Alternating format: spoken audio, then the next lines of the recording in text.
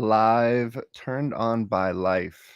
Really, the tantric path to feeling alive, to feeling centered, to feeling really orgasmic to our general state of being. And the thing about this is it doesn't need to be too complex. A lot of what Raven and I are going to break down today is simple ways to bring your turn on of life into day-to-day life, and that really is the tantric path. And that's what's I know I'm very excited about living and breathing. I often say now I've kind of become a tantric father and a tantric gardener, where I'm spending a lot of my time with the land and just turned on by the amazing gifts that life is bringing. So very excited to have Raven here, bringing her gifts around being turned on by life and how we can bring this way of being into our relationships, into our, into our partnerships, into motherhood, fatherhood, into day-to-day life. So I guess my first question for you is, how are you turned on by life? What is it that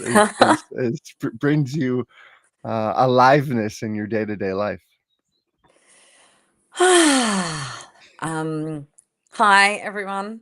By the way, it's so good to see you on your land, Aaron, and like Hmm. living what we used to talk about. You wanted, and you pretty much manifested everything. So I feel like, first of all, in everyday life, it's attuning to and feeling where joy is, the alignment to spirit, the alignment to our essential nature, and feeling, yeah, first of all, the joy in the simple things, delicious food, nature, love, intimacy, touch, adventure, and actually allowing a receptivity to life. I feel like most of the time, most people are just in their heads and not even present enough to receive life. Hmm. So I feel like presence is always a key in all spiritual traditions, including Tantra.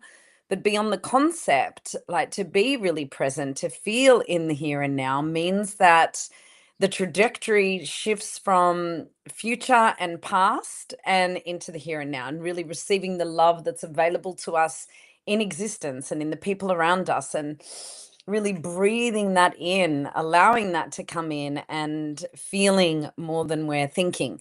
That would be the best start. And Yeah. yeah, noticing when the mind is taking us into the future or stuck in the past, and really choosing to come back to the breath, to come back to the moment, and actually feel, wow, fuck, life's amazing. Hmm. Yeah, and I feel like a lot of people, there's a easy way to just get in the routine of day-to-day life and kind of forget to slow down and forget to, take a walk in the garden and forget to reconnect to the natural senses of life. The big thing I just heard you say is the receptivity. And I know for me as a man, like that was a big part of me. Even now I'm living on land, living in community. I have a little one who just came to the world, and there's still a part of me that's just like, okay, what's next on the to-do list today? And I'm always going, going, going. And that part, like, I appreciate because I'm quite productive, but I do notice and are able to find the times when I can actually just slow down and take in the surroundings and take in life around me. And I feel like this dance has definitely not always been easy for me, but I'm always learning and remembering that there has to be some level of equalness to that, like the doing and the creating and the getting things done, and the capacity to say, oh wow, look at what has been created here. Look at what has been, manifest, and even when you were sharing, oh, you always had that dream. I'm like, well, yeah, actually I have had this dream and desire and I'm living that now. And it's like I forget that instead of like, okay, what's the next step along the way to actually have the capacity to find this turn on in all of the things that arise. And I guess a question I'd love to hear your thoughts on this is, when the challenges arise, when the difficulties come in, when life doesn't always make perfect white picket fences and, rosy red roses to make life beautiful. And there's challenges that arise. And I know for me, I've had some, but I'm curious for yourself, like, how do you keep that turn on in life, even when things are a bit hectic and a bit like, whoa, like, what do I do? How do I manage this? So I feel like the way you start the day is the most important, not just during the challenging moments, but just all of life. It's actually being turned on by life and feeling and being in this present moment is the antithesis to everything that we're taught.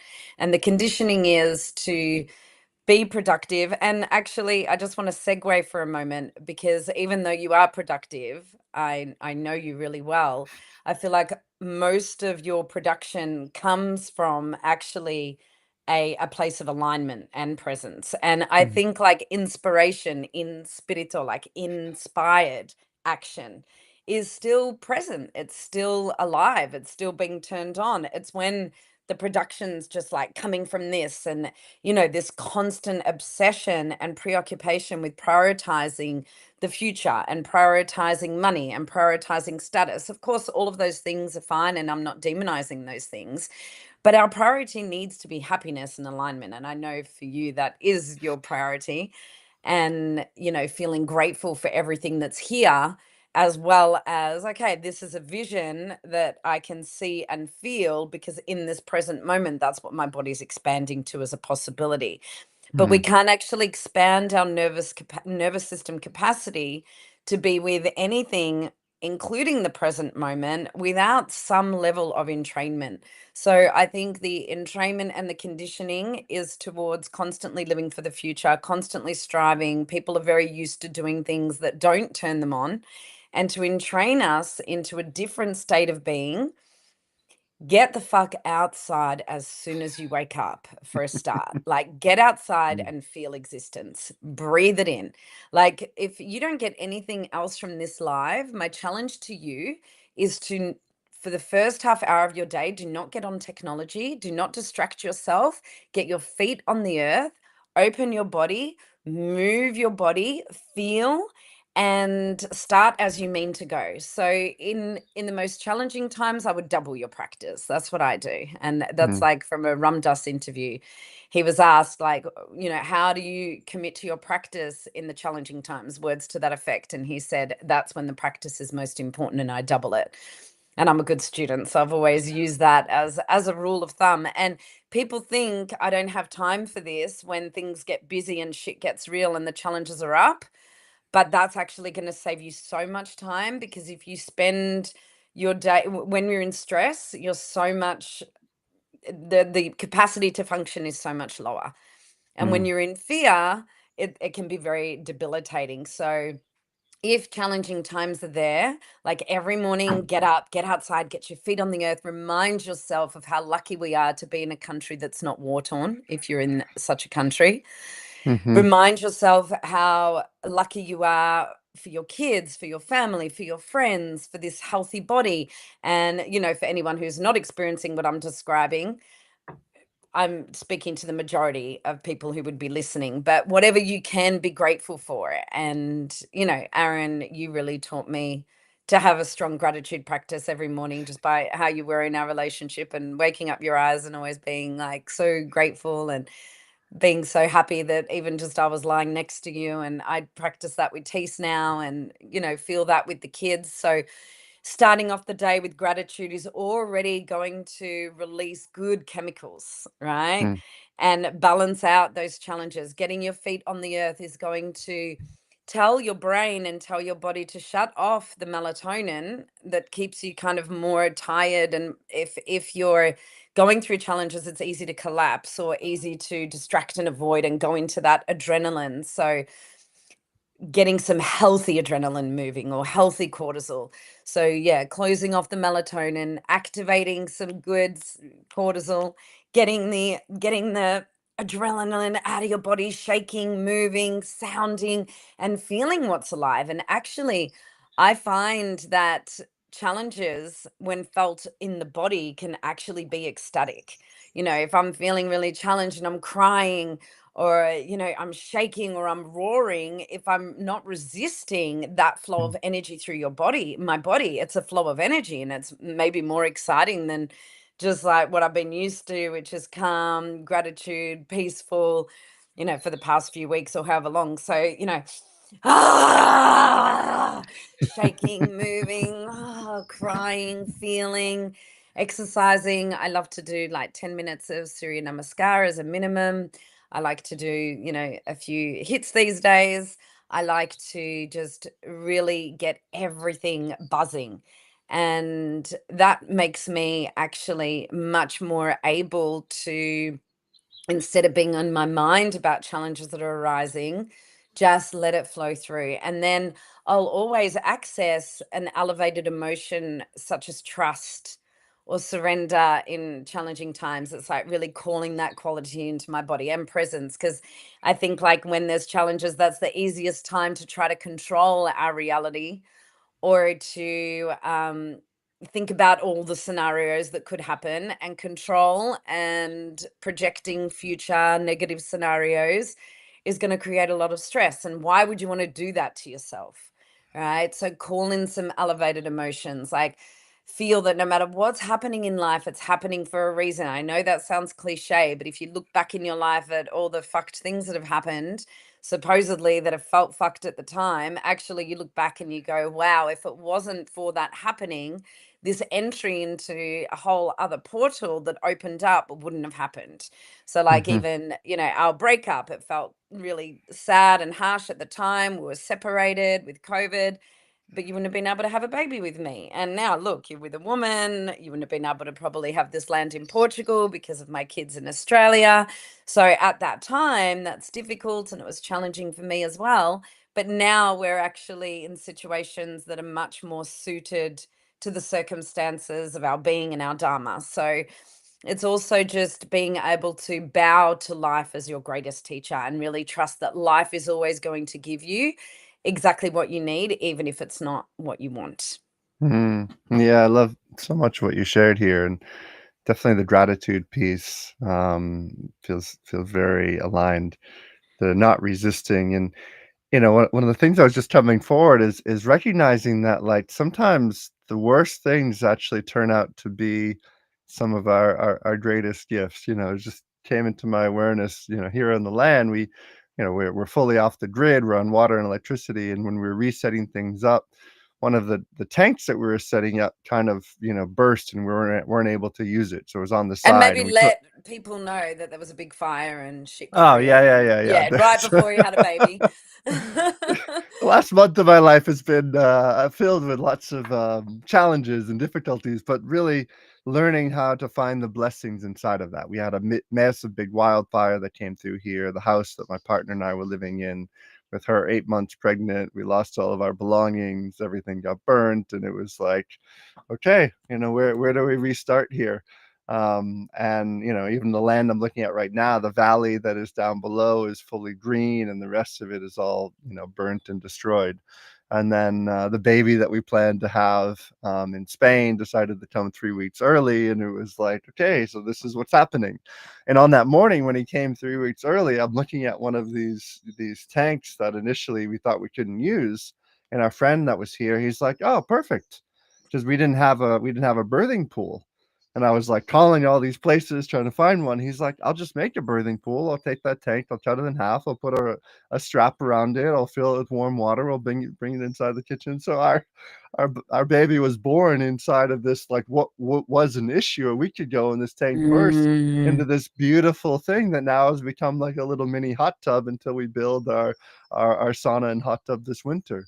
So it really reminded me that the things that initially can look so terrible mhm, actually have all these hidden blessings. And I think this is where, to me, gratitude comes in the strongest. It's like looking mhm. at life and recognizing, okay, so this house that just burnt down, it had everything there. The day that we were going to have a 50-person event, the first big event on the land, was the day that this house burnt. I'm like, okay, let me feel it. We've definitely had a lot of tears and a lot of anger and a lot of frustration, but in that, like, how can I keep that turn on for what is here? How can I recognize, all right, well, we get to rebuild this. We get to actually create it in the way that we want it to be, rather than someone else's vision. We still have a home that, multiple homes. We still have, 8, 9 rooms here on the land for people to stay. this weekend we have one of the foremost best reforestation guys coming to visit our land. All the local community are like, "Oh my God, how did you bring this guy in? He's coming to be with us," because we've been reaching out to all these NGOs, and we're realizing, wow, Mm, we're actually getting to create this land the way that we want. So initially, we can look mm, at it and see everything burned down and torn, but we get to recognize that in this, there's more of an opportunity of planting a lot of different species. Because the area where there was a lot of different plant species, that didn't burn. The area where there was a monoculture and only pine trees, that's the area that burned. So it's like each day we're uncovering new opportunities to see the hidden blessings and to actually recognize the turn on of life that's happening right here before my eyes. It's mm. Yeah, beautiful. And I yeah. like that you're bringing in the turn on theme into that, because it's also, there's this perception that being turned on has to only have the current of pleasure and joy. And actually, turn on is just like turning on the body, switching it on. Instead of the mind being on, the body turned on. And in the bedroom, that's like everything from ecstasy, tears, roaring, deep tenderness, love, fear when it's tantric. And same with life. It's like in the bedroom, everything gets to be witnessed by the depth of a tantric lover. Like, particularly, it's usually the woman who's going through, the tumultuous everythingness of every feeling. And if a man can be present to that and really witness and be in his depth with her in that, then she can completely surrender, and her whole body's orgasmic, rather than this, chasing a climax with physical flesh and friction. And I feel like the same can be said in our own inner union outside of the bedroom, where our own masculine can really have that depth of space holding and witnessing without judgment and creating safety for whatever wants to happen in life, all the spectrum of human existence, and also all of the feelings that come in. So being turned on doesn't mean always being happy and pleasure as we know it. It means actually just like turning it on, turning feeling on, turning fire on, turning water on, turning earth on, turning ether, like everything. Can you be with everything in existence without resistance? Mm, That's the real turn on. And mm, don't think that you can do that without a morning practice of calibrating your nervous system to a new way of being than sitting on a fucking chair and listening to teachers all day, penetrating your consciousness while you're just being fed all of this stuff. And there's so much penetrative power in the media and in technology that is dulling life force, that is dulling humanity. And so what Aaron and I stand for in the Living Tantra retreat we've got coming up in Portugal, and in all of our work that we do together and individually, is actually getting out of the global sleep and mm, out of the just, yeah, the deadness, and into a deeper awakening. And community is part of that. These retreats where you meet soul family and come alive together are part of that. And whatever is there for your unique journey, whether it's like sexually you're needing that more, relationally, in your career. And usually one filters into the other, and how we do anything is how we do everything. So mm, if it's hard for you to feel a lot in the bedroom, you probably find it hard to feel a lot out of the bedroom. If it's hard for you to really feel inspired to be on your dharmic path, same thing. So mm. if you want to be turned on by life, then it requires you to be aware that if you look at one area where it's more obvious, that's actually a mirror for all the other areas. I hope that makes sense. For sure. Just last night at dinner, there's a couple here that's joined our community that was with us in Living Tantra in Spain several years back. And we were all sharing about kind of our tantric journeys, and they were just sharing about how much, that was kind of their opening into the field of tantra, and how much it changed their relationship and their understanding of life, and just this basic turn on, because it wasn't like some massive, big new way of being that they had to follow. It was actually, can I just bring this simple way of breathing and sounding and connecting to the earth and connecting to my partner and having this deeper initiation into day-to-day life. And they were, yeah, it was really beautiful to witness them just sharing from their heart how much that retreat changed their life, and really initiated them more into this way of being. And they're, they have two children in their 20s, and they're, people that have been through life and gone through the monotony of everyday being, and they're like, hey, I'm ready for a change. And this also, Mhm. to me, indicates, sometimes people think, oh, I'm too old, I'm not ready for this. It's like, no matter what age you are listening to this, the field of tantra in my frame is always here for you. It's Mhm. here, like, it's ready for you, and the very fact that you're listening to this live, or even maybe you've heard it from a lot of different people and you're wondering, well, tell me more about it. And the thing I love about this retreat, being that I teach for a number of different schools, is that this is the most embodied, clear path that aligns all chakras, that aligns all areas of life in a way that's really safe. It sometimes people hear this frame tantra and being turned on, they're like immediately unhealthy masculine people, being in there's too much eros, there's too much sexuality. And to my perspective as being a man and obviously teaching this work, but seeing a lot of other things in this field of tantra, there isn't a safer place to go to be held by this field than in this retreat. It's one of the Mm. most profound openings I get to see, because people can experience their individual turn on for life and know that their eros isn't shamed, their turn on isn't, they don't need to be disgusted by it. They don't need to be afraid of what are other people doing. It's like, it's a deep journey into your own body and soul, like nothing else I've ever seen.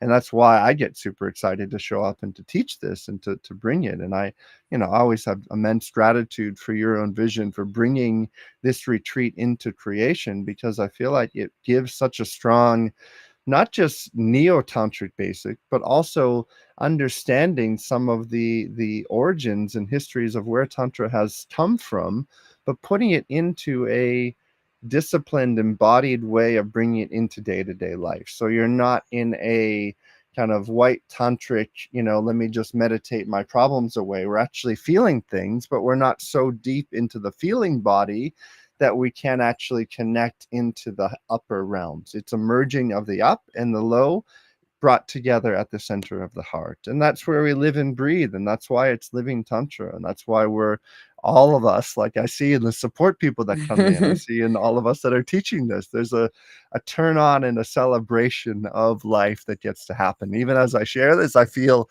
my own turn on coming in deeply. So That's good. And as you talk about safety, like one thing that I get a lot of joy out of through this work is a lot of people are constantly bracing and mm, like watching out for the next threat, watching mhm, out for danger, and getting ready for impact. And part of the trauma informed approach that we take is to actually release the stuck energy that's in your body, the stuck fight or flight that keeps you braced so that you can actually open to ease and pleasure and joy and find a safety that's no longer dependent on your external circumstances. And a lot of people are chasing the right relationship, the right job, the right teacher, the right whatever, in order to feel safe, in order to feel happiness. And it's really about bringing it back. Tantra is about bringing that back and cultivating that safety within. And definitely, if you want to bring safety into your life, you need to blend meditation with aliveness. So I'm glad you brought meditation into it. And you need to bring love and freedom together, and masculine and feminine together. And Tantra is really about bringing the opposites together, because feminine life force without any masculine discernment or ability to be objective is a fucking pain in the ass. It spirals, it collapses, it contracts, it goes nuts, it goes crazy. And if you know how to actually witness as well as feel, that's a real game changer. So just kind of ask yourself right now, am I someone who's very driven by how I feel? Am I constantly just following the impulses of my feeling? Or can I actually connect with the deeper natural impulses of my soul when my soul is connecting to something greater than the story, greater than the Mm. 3D reality, and, connected to spirit. So that's where we blend the upper chakras with the lower chakras, and that's embodied awakening. That's why that name came to me, is because my background was, and Aaron's was, more the upper chakras and awakening, and then Tantra really brought it into the body for us. And a question for you, Aaron, actually. I got a message the other day saying, "Are you guys still doing the live? Because Aaron's like just had a baby and the fires and this and that." I'm like, "Yeah, Aaron will definitely show up." And like, if it was anyone else, pretty much anyone else, I would have like checked in with you and gone like yesterday or today and gone, "Are we still good for today? Like, how's got things going on with the baby? How's the land going?" And you've always had that capacity that no matter what challenge is going on in your life, you can show up and you can be objective and you can bring that healthy masculine. So I'd love you to speak into how you do that, and what the key to your consistent dark masculine energy that shows up, Mm, how you mm. do that. I'll add to that. It reminds me, like, just right after the fires, I had a retreat scheduled actually on the other side of the world in Seattle, and I was there like reflecting, do I go to this? And I decided to go. So I had to get my visa in Portugal and the US that I'd been in an 8-month process for. And I went and showed up and taught this retreat. At the end of the retreat, some of the people came up to me and they're like, I actually, and when I understand what you just came from and how you just delivered this content for the last 8 days, like, I'm in awe of your being. Because, like, what I witnessed is, like, such an ease and deliverability, and my co-teacher there said a very similar thing to what you just shared of, like, "Oh, if there's anyone else, everything that I'd gone through, I would have been like, I don't think he's actually gonna come,' but I she's like, "I just know you, and I know your capacity to be with all this." And so I think my answer to that is recognizing that's, like, life is always here. There's always gonna be ups and downs and pros and cons and goods and bads. And really our day-to-day existence is an invitation to just show up and say, "What's present now?" Like, what's here that's bringing me, how can I utilize my skills, my resources, my love in life to be of greatest service today? And maybe that's, the last couple of days I've been, rewiring our hydroelectric system so that we have enough power, for all of our systems on the land. And that's what's been called to me, while doing sessions in the morning with my one-to-one clients. And it's like, okay, at the end of the day, I'm holding my baby and I'm looking into his eyes and I'm just being there in pure presence with him. And this is really the most powerful tool of the dark masculine is pure undivided presence that's there no matter what. And he Mhm. knows when to have a heavy sword to say, no, that's not welcome here. And he knows when to kick back and to allow life to move through him.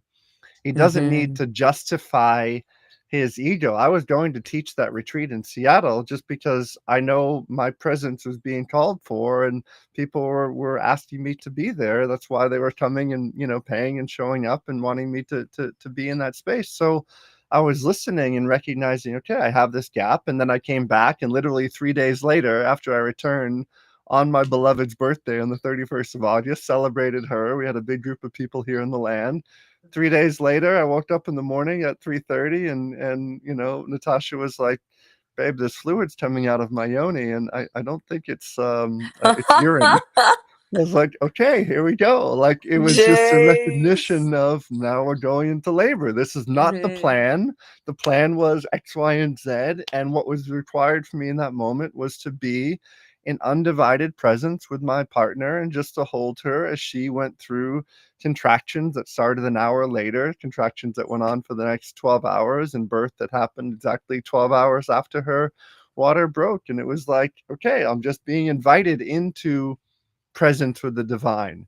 And while I was holding her, while I was witnessing all the things that she was moving through, I just kept feeling in my heart like this is what's being asked of me in this moment, is to be there in undivided presence. When I Mhm. witnessed my son coming out of her body and getting to catch him and look him in the eyes, and it was just like pure presence.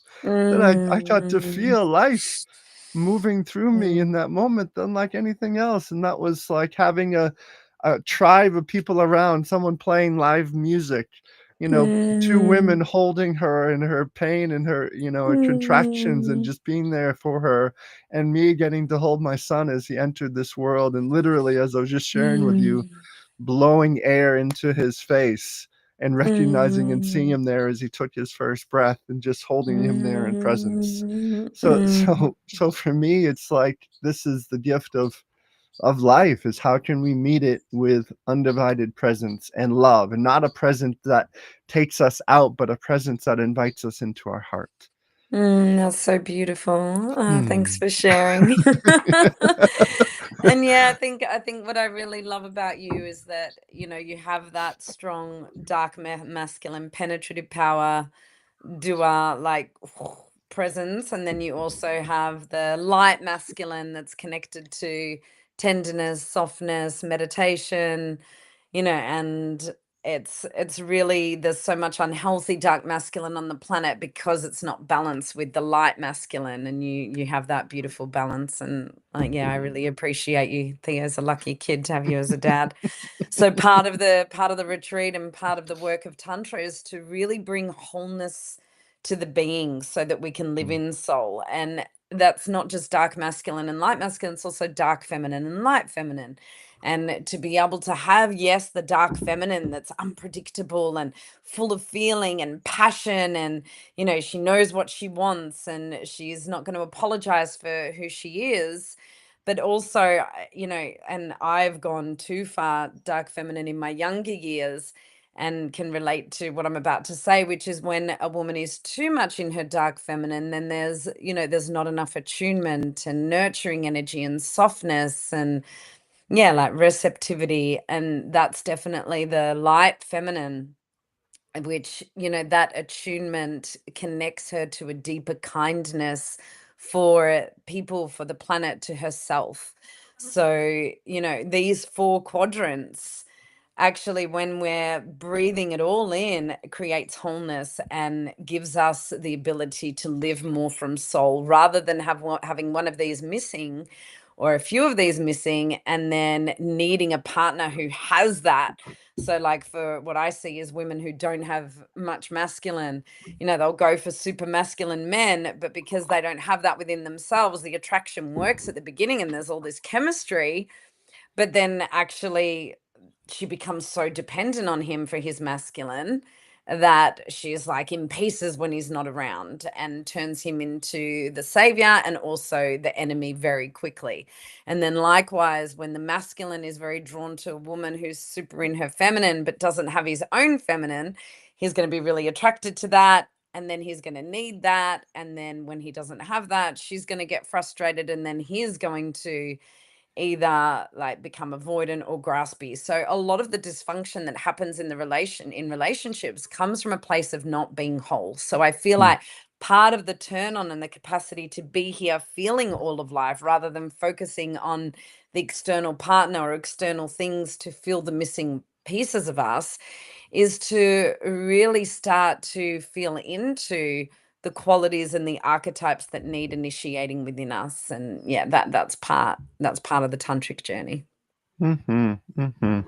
Yeah, and this is the beautiful gifts that we get to bring to people, coming to Portugal, coming to take in this training. Last time we taught this together was in Costa Rica this last year, and yeah, so many beautiful moments and memories and Hmm. connection points to there. And I think the witnessing the level of community that arises inside of these retreats, and recognition of a place of here. We're here to learn, but we're also here to embody. We're here to take these things into our lives, and this is really one of the big differences. And the venue that we're going to be at in Portugal, I was just teaching a retreat at this last June. It's absolutely gorgeous. It's got big, beautiful views. The food is amazing. So, yeah, for those of you listening that are wanting a deep dive into yourself amongst other people who are choosing to do the same.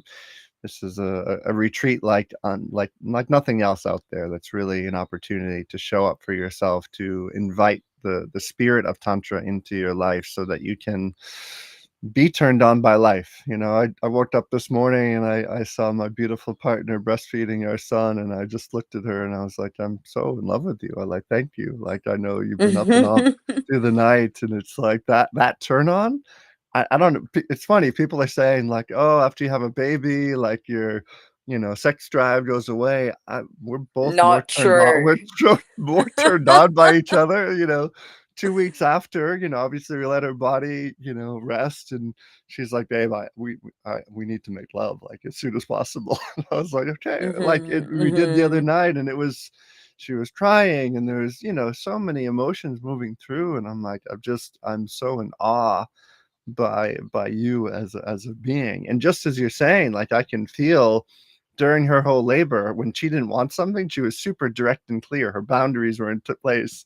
When she needed more, when she was feeling, she was breathing and sounding. And it was like all of those four quadrants you just described, where I was witnessing that in her. And it's like, Mm. yes, this is the partnership and the life and the turn on of existence, that she's not reliant upon me. I'm financially providing for everything right now, but that's just out of the gift and the presence of my heart that feels accurate and Mhm. true to what's happening in our lives. So yeah, I'm very, very turned on by life, and very, very turned on by her right I'm sure now. she is too, with a Oh my nice, god. strong, providing masculine by her side and land and a new baby. I'm so happy for you guys.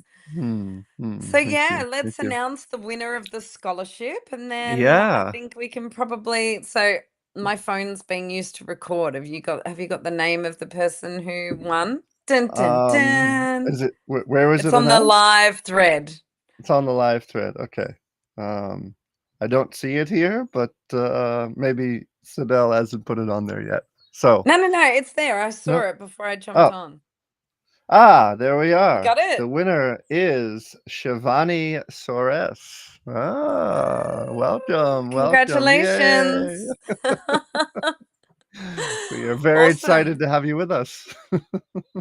Yeah, cool. So, for those of you who feel pulled, if you're unsure, you can also book a free call with our host, Lorinda, who's amazing. She can answer all your questions. And yeah, nice dropping in with you, Aaron.